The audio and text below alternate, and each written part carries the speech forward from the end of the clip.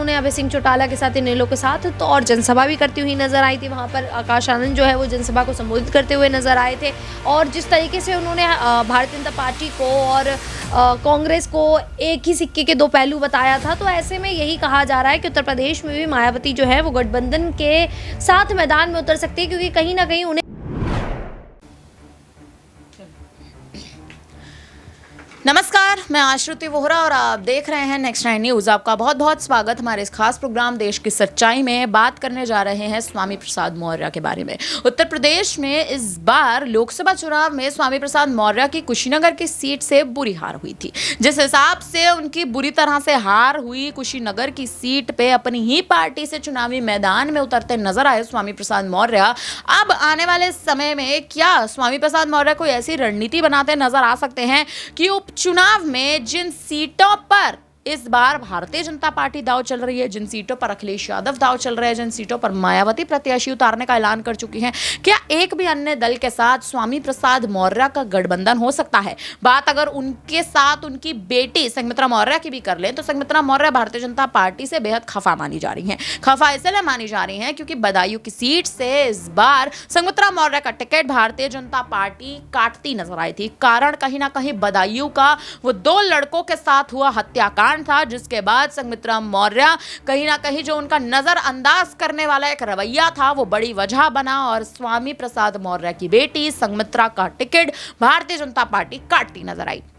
कयासों का दौर अब मौजूदा स्थिति में ये कहता है कि स्वामी मौर्य मायावती की ओर अपने कदम बढ़ा सकते हैं, यानी बसपा कहीं ना कहीं स्वामी प्रसाद मौर्य को एक बार फिर से अपनी पार्टी में शरण दे सकती है, पार्टी उनकी पार्टी के साथ गठबंधन कर सकती है और इसका सीधा प्रभाव मायावती कहीं ना कहीं देती नजर आएंगी अपने भतीजे आकाश आनंद को। अगर ऐसी स्थिति बनती है तो बहुजन समाज पार्टी की क्या रणनीति रहेगी, स्वामी प्रसाद मौर्य की क्या रणनीति रहेगी? क्या स्वामी प्रसाद मौर्य सच में मायावती के साथ जाते नजर आएंगे? क्योंकि 25 वर्ष का कार्यकाल स्वामी मौर्य ने निभाया था, लेकिन 25 वर्षों के बाद बसपा को बगावत देकर भाजपा में जाकर शामिल हो गए थे।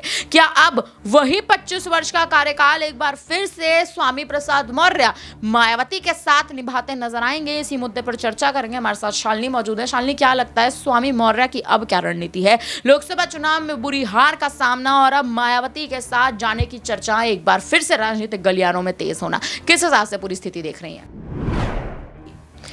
देखिए, स्वामी प्रसाद मौर्य अभी नहीं, आम चुनावों की बात अगर की जाए तो आम चुनावों से ही वो बहुजन समाज पार्टी का रुख करना चाह रहे थे।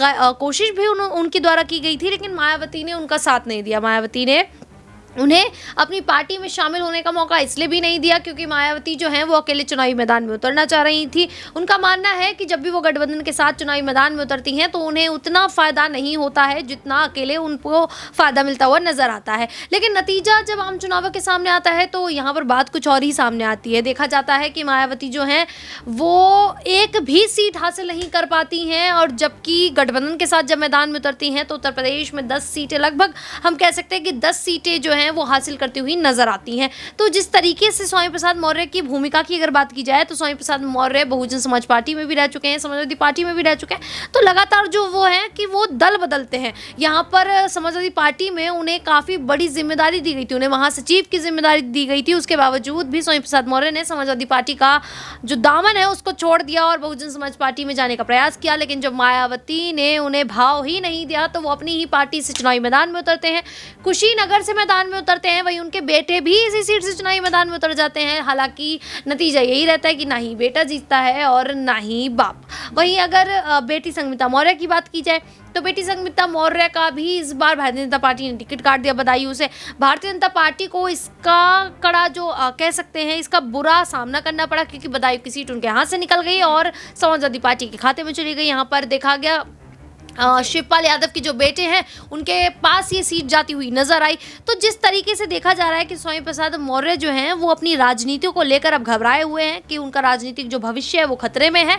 ऐसे में उन्हें बहुजन समाज पार्टी का साथ मिलना बहुत ज़्यादा ज़रूरी हो जाता है। अगर बहुजन समाज पार्टी का साथ उन्हें नहीं मिलता है तो यहाँ पर ये कह सकते हैं कि स्वामी प्रसाद मौर्य को अपनी राजनीति खत्म होने का जो खतरा है वो काफ़ी ज़्यादा सताते हुए नजर आ रहा है। बिल्कुल, कहीं ना कहीं स्वामी प्रसाद मौर्य को अपनी राजनीति खत्म होने होने का जो एक डर है वो लगातार सताता नजर आ रहा है। शालिनी, स्वामी मौर्य की बात करें तो आप देखिए जिस हिसाब से तमाम पार्टियों ने जिन जिन भी पार्टियों की शरण मौर्य एक समय पर लेकर बैठे थे, चाहे बसपा की बात कर लीजिए, भाजपा की बात कर लीजिए, सपा की बात कर लीजिए, जिस हिसाब से इन तमाम पार्टियों के मुख्य चेहरों ने, दावेदारियों ने कहीं ना कहीं स्वामी मौर्य पर इस बात का आरोप लगाया था कि अपने बच्चों के लिए और अपने परिवार के लिए टिकट मांगते हैं, हमेशा नजर आए थे। उत्कृष्ट मौर्य की बात करें, इस बार लोकसभा चुनाव में कांग्रेस के टिकट पर चुनावी मैदान में उतरते नजर आए थे, लेकिन उससे पहले जब आप याद करें कि स्वामी प्रसाद मौर्य बसपा में थे तब अपने बेटे के लिए टिकट मांगते नजर आए थे, जिसके बाद आप देखिए उनके बेटे को टिकट नहीं दिया गया और वो बड़ी वजह कहीं ना कहीं बनती नजर आई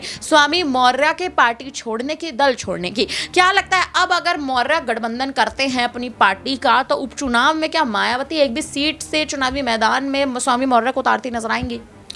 अगर मायावती गठबंधन करने के लिए तैयार हो जाती हैं, क्योंकि अब तो ऐसा कयास लगाए जा रहे हैं कि मायावती अगर उत्तर प्रदेश में भी चुनावी मैदान में उतरेंगी तो शायद गठबंधन कर लें, क्योंकि हरियाणा में गठबंधन किया उन्होंने अभय सिंह चौटाला के साथ, इनेलो के साथ, तो और जनसभा भी करती हुई नजर आई थी। वहाँ पर आकाश आनंद जो है वो जनसभा को संबोधित करते हुए नजर आए थे और जिस तरीके से उन्होंने भारतीय जनता पार्टी को और कांग्रेस को एक ही सिक्के के दो पहलू बताया था, तो ऐसे में यही कहा जा रहा है कि उत्तर प्रदेश में भी मायावती जो है वो गठबंधन के साथ मैदान में उतर सकती है, क्योंकि कहीं ना कहीं उन्हें इस बात का एहसास हो गया है कि अकेले अगर वो चुनावी मैदान में उतरेंगी तो पार्टी का जो जनाधार है वो बिल्कुल जड़ से ख़त्म हो जाएगा और ऐसे में पार्टी को अगर मजबूत करना है तो गठबंधन में उतरना ही पड़ेगा।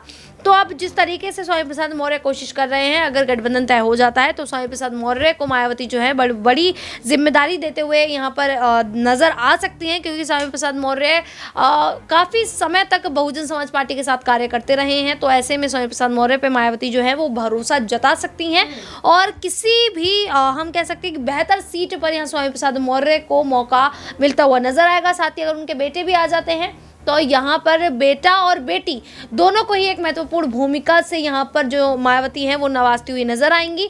लेकिन फिर भी अभी इस बात को लेकर कोई आधिकारिक बयान जो है वो सामने आ नहीं रहा है, लेकिन अगर ऐसा होता है तो मायावती जो है वो आने वाले विधानसभा चुनावों में और उपचुनावों में 1 या 2 सीटों पर तो जीत हासिल कर ही सकती है। एक आखिरी सवाल और रहेगा आपसे, क्या स्वामी प्रसाद मौर्य की बेटी संघमित्रा मौर्य भाजपा से नाराज जो चल रही हैं, क्या वो भी अपने पिता की राह पर, पिता के नक्शे कदम पर चलती नजर आएंगी?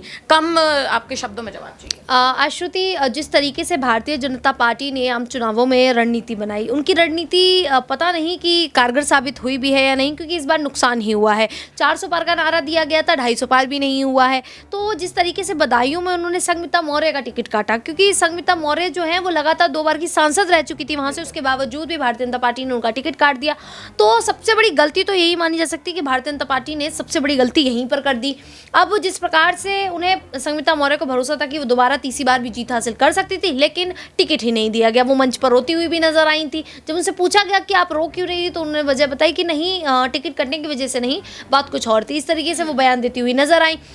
तो अब जिस तरीके से संघमित्रा मौर्य जो है भारतीय जनता पार्टी से नाराज है, या तो वो इंतजार करेंगी या फिर वो अगर इंतजार नहीं करती हैं तो यही माना जा सकता है कि वो अपने पिता की तरह ही उनके ही नक्शे कदम पर चलती हुई नजर आएंगी और बहुजन समाज पार्टी से अगर उन्हें मौका मिलता है और कोई बढ़िया सीट उन्हें सौंपी जाती है, जिम्मेदारी दी जाती है, तो वो बखूबी उस जिम्मेदारी को निभाती हुए बहुजन समाज पार्टी में दिखाई दे सकती है। बिल्कुल, कहीं ना कहीं स्वामी प्रसाद मौर्य जो इस बार मायावती पे एक बार फिर भरोसा जताने की कोशिश कर रहे हैं। कयासों का दौर ये कह रहा है इस वक्त राजनीति में कि स्वामी मौर्य मायावती के साथ एक बार फिर गठबंधन कर सकते हैं। उनकी पार्टी राष्ट्रीय शोषित समाज पार्टी बसपा के साथ जा सकती है, उपचुनाव में गठबंधन के तहत लड़ सकती है। देखना अब ये होने वाला है कि क्या स्वामी प्रसाद मौर्य पर मायावती भरोसा जताती एक बार फिर नजर आएंगी या फिर नहीं, और उनकी बेटी संघमित्रा मौर्य क्या बीजेपी को बगावत देने में सफल हो पाएंगे। जिस हिसाब से रोती बिलखती तो नजर आई थी मंच पे, क्या कहीं ना कहीं अब ये जो एक पूरा गुस्सा है, जो पूरा आक्रोश है, क्या ये आक्रोश बीजेपी को बगावत देने में कहीं ना कहीं सफल होगा? फिलहाल अब इस पूरे मामले पर आप क्या कहेंगे, आप हमें कमेंट करके जरूर बताएं। फिलहाल के लिए हम दोनों को दीजिए इजाजत, बने रहिए हमारे साथ, देखते रहिए